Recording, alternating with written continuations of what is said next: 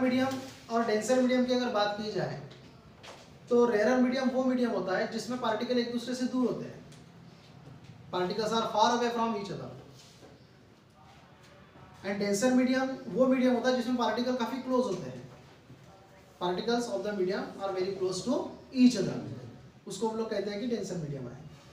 जैसे अगर एग्जांपल लिया जाए तो हम एयर का और ग्लास का एग्जांपल लेते हैं, तो इसमें से एयर रेयर मीडियम होता है और ग्लास मतलब डेंसर मीडियम होता है।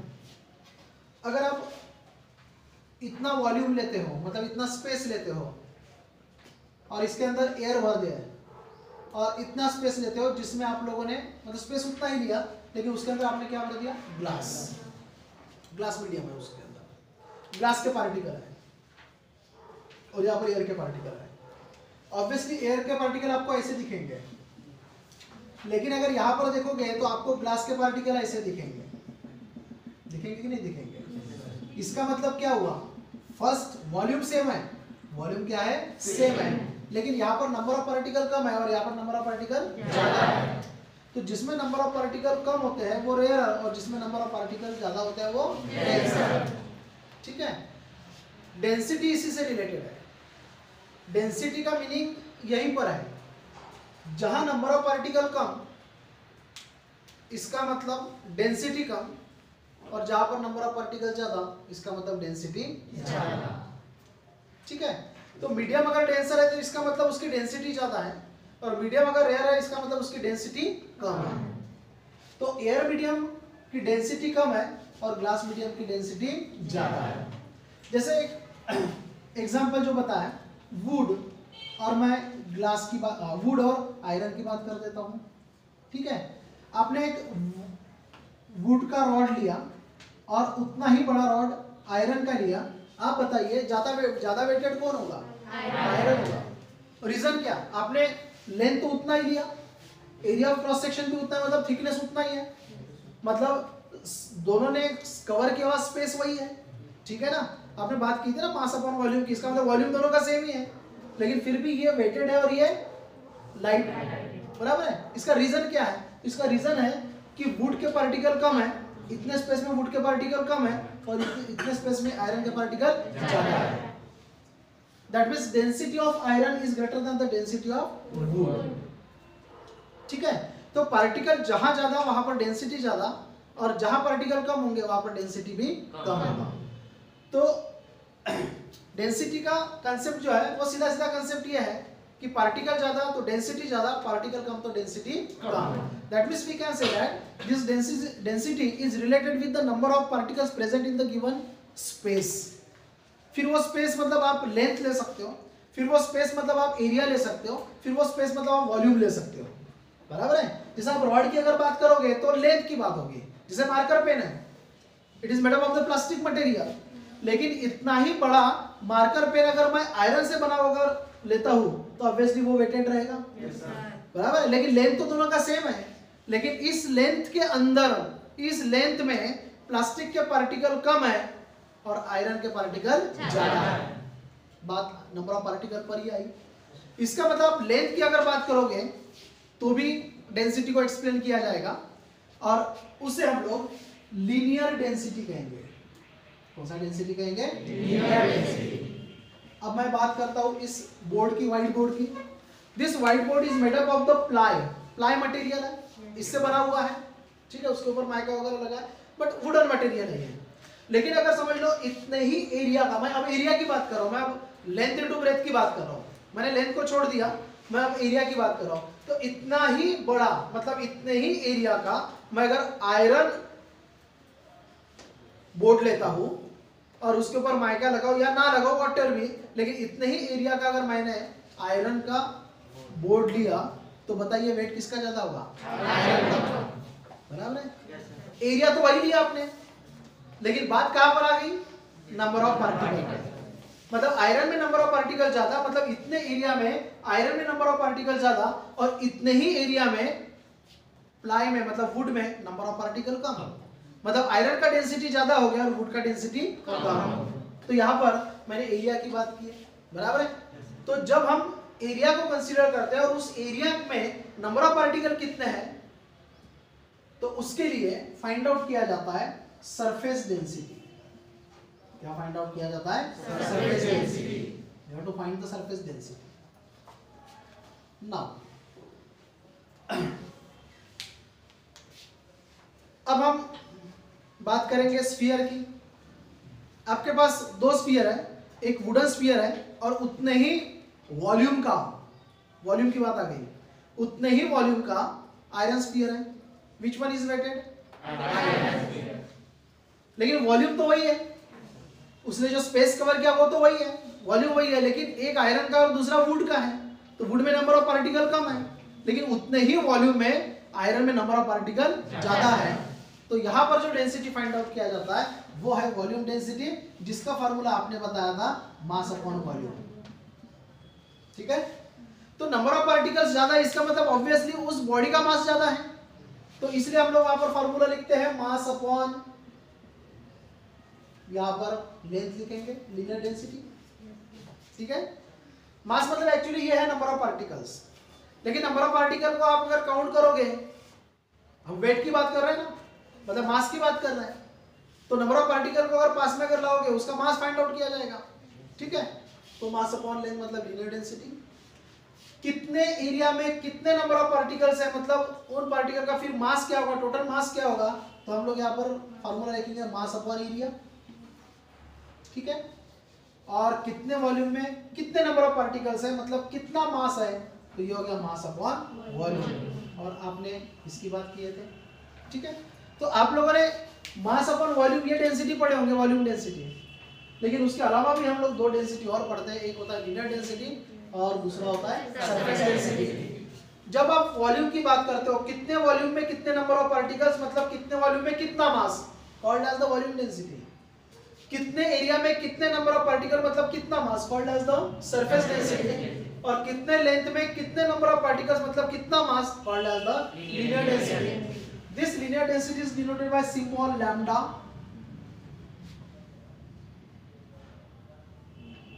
Lambda. Surface density symbol sigma. इस सिंबल को क्या कहा जाता है? सिग्मा। एंड वॉल्यूम डेंसिटी के लिए यूज किया जाता है रो। क्या यूज किया जाता है? रो। रो सिंबल होता है। लैम्डा लीनियर डेंसिटी के लिए यूज किया जाएगा, सिग्मा सरफेस डेंसिटी के लिए, और वो वॉल्यूम डेंसिटी के लिए। अब मैं यहाँ पर बात कर रहा था नंबर ऑफ पार्टिकल्स की।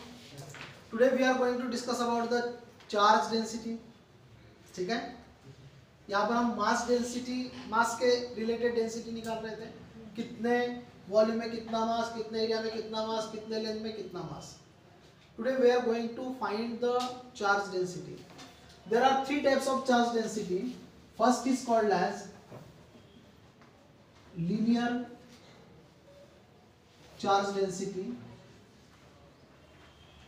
Second is called as surface charge density. And third is called as volume charge density. Volume charge density, linear charge density, surface charge density and volume charge density. There are three types of charge density.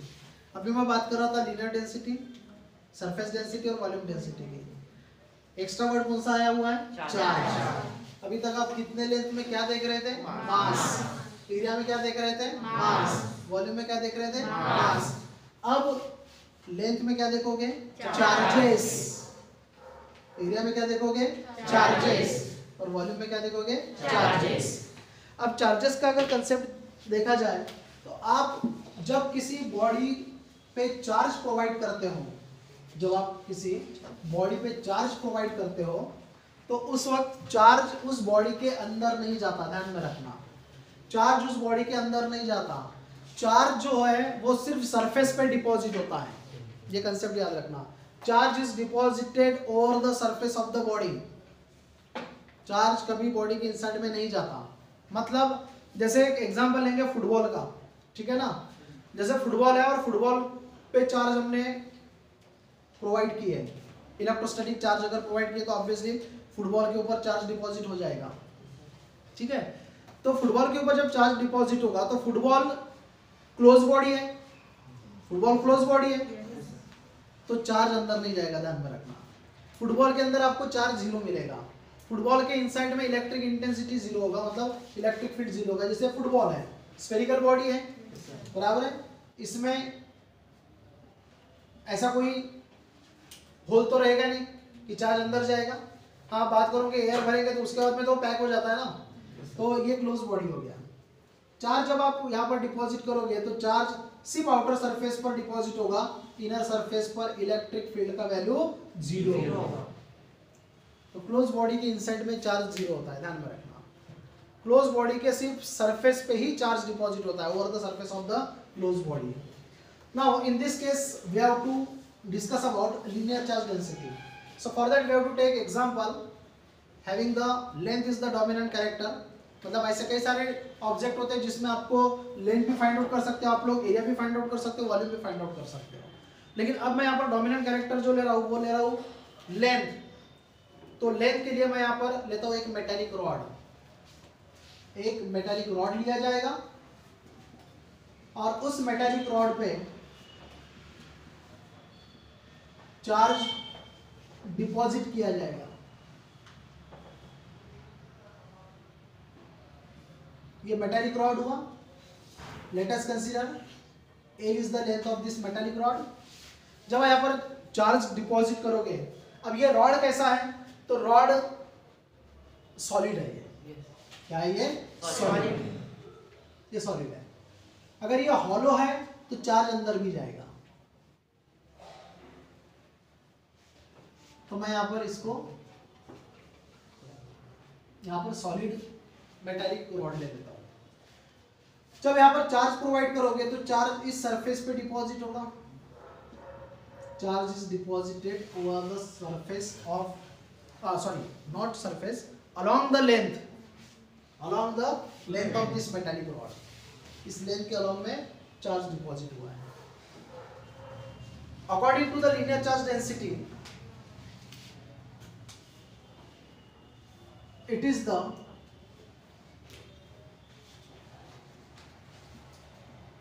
number of charges deposited per unit length is called as linear charge density. यहाँ पर deposited word से अच्छा distributed word use किया जा सकता है। Distribution हो रहा है ना चार्जेस का। आप जब चार्ज दोगे तो चार्ज उस लेंथ के अलावा में डिस्ट्रीब्यूट होंगे। आप यहाँ पर अगर चार्ज दोगे तो ये चार्ज यहाँ तक भी जाएगा ना, मतलब डिस्ट्रीब्यूशन होगा। तो डिस्ट्रीब्यूट वर्ड भी हम यहाँ पर यूज कर सकते हैं। So the number of charges distributed और the number of charges deposited per unit length is called as linear charge density. It is denoted by lambda. So lambda is equal to charge per unit length. ठीक है, आप लोगों ने जो charge मतलब number of charges मतलब जो total charge होगा वो टोटल चार्ज समझ लो Q है और लेंथ यहाँ पर क्या है L. So lambda is equal to Q upon L is the formula for linear charge density. You can find out the unit for this linear charge density. Charge upon length है, charge का unit coulomb और length का unit metre. So coulomb पर metre is the unit of linear charge density. We can find the dimensions also. Metre है, length power -1 denominator में है. Charge equal to current into time, तो time का t1 और current के लिए I1. So L -1 t1 I1 are the dimensions for linear charge density. Is it clear? Yes, sir. Now about the surface charge density. आपने अभी charge का जो distribution किया वो अलोंग द लेंथ है. लेंथ के अलोंग में चार्जेस को डिस्ट्रीब्यूट किया, चार्जेस को डिपॉजिट किया. अब आप यहाँ पर एग्जांपल लोगे मेटालिक प्लेट का. मेटालिक प्लेट मतलब आपको डायग्रामेटिकल रिप्रेजेंटेशन ऐसा करना पड़ेगा।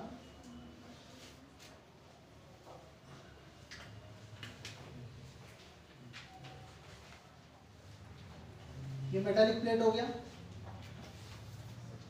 ठीक है। इस मेटालिक प्लेट का सरफेस एरिया समझ लो ए है, और आपने यहाँ पर चार्ज प्रोवाइड किया तो चार्ज का डिस्ट्रीब्यूशन ऐसा होगा, ठीक है। मैं यहाँ पर चार्ज डिस्ट्रीब्यूशन यूनिफॉर्म ले रहा हूँ। अगर नॉन यूनिफॉर्म चार्ज डिस्ट्रीब्यूशन है तो उस रॉड के या उस मेटल प्लेट के कुछ जगह पर चार्जेस ज़्यादा मिलेंगे, कुछ जगह पर चार्जेस कम मिलेंगे, वो नॉन यूनिफॉर्म डिस्ट्रीब्यूशन होता है। मैं यहाँ पर यूनिफॉर्म डिस्ट्रीब्यूशन की बात कर रहा हूँ। यूनिफॉर्म डिस्ट्रीब्यूशन मतलब मैं अगर यहाँ पे इसकी इक्वल पार्ट कर देता हूँ तो हर छोटे छोटे पार्ट में नंबर ऑफ चार्जेस सेम होंगे। ये पोर्शन और ये पोर्शन देखो सेम है, उसी प्रकार से ये पोर्शन भी सेम है, इक्वल पार्ट्स कर दिया मैंने, और हर पार्ट में नंबर ऑफ चार्ज कितना है, 1। That is called as the uniform distribution. तो यहाँ पर जो चार्जेस डिस्ट्रीब्यूट हो रहा है वो यूनिफॉर्म डिस्ट्रीब्यूशन है, मतलब हर स्पेस में हर जगह पर आपको सेम चार्जेस ही मिलेंगे, सेम नंबर ऑफ चार्जेस मिलेंगे। Now in this case we have to take the number of charges. Let us consider this number of charges, that means total charge is q, और इसको deposit करना है इस surface पे, ठीक है। इस मेटालिक सरफेस पे डिपॉजिट करना है, मेटालिक प्लेट के सरफेस पे डिपॉजिट करना है। सो the number of charges deposited on the surface, or we can say deposited per unit surface area, per unit क्या लोगे, surface area is called as surface charge density, is called as surface charge density. Surface charge density is denoted by sigma. So here charge upon area, तो charge Q हो गया और area क्या होगा, A. So formula becomes sigma is equal to Q upon A। Unit coulomb पर metre square, charge का unit coulomb हो गया और एरिया का हो गया मीटर स्क्वायर। डायमेंशंस आर -2, ठीक है। Charge equal to current into time as it is T1 I1। This is about surface charge density. Any doubt? Now let us find out volume charge density. Volume charge density के लिए हम यहाँ पर metallic sphere लेंगे। Example is metallic sphere. ये close body होगा, body कैसा रहेगा, क्लोज। आपको वही बताया कि क्लोज बॉडी है तो उसके आउटर सरफेस पर चार्जेस का डिपोजिशन होगा, अदरवाइज चार्जेस इनसाइड में भी जाएंगे। तो यहाँ पर हम लोग क्लोज सरफेस ले रहे हैं, मतलब मेटालिक सरफेस यहाँ पर क्लोज होगा और उस मेटालिक सरफेस पे Q number of charges provide करेंगे तो चार्जेस का डिस्ट्रीब्यूशन ऐसा होगा।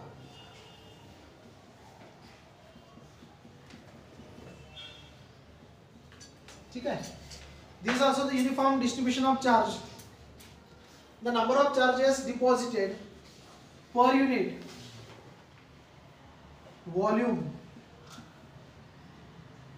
is called as volume charge density. It is denoted by rho, charge upon volume.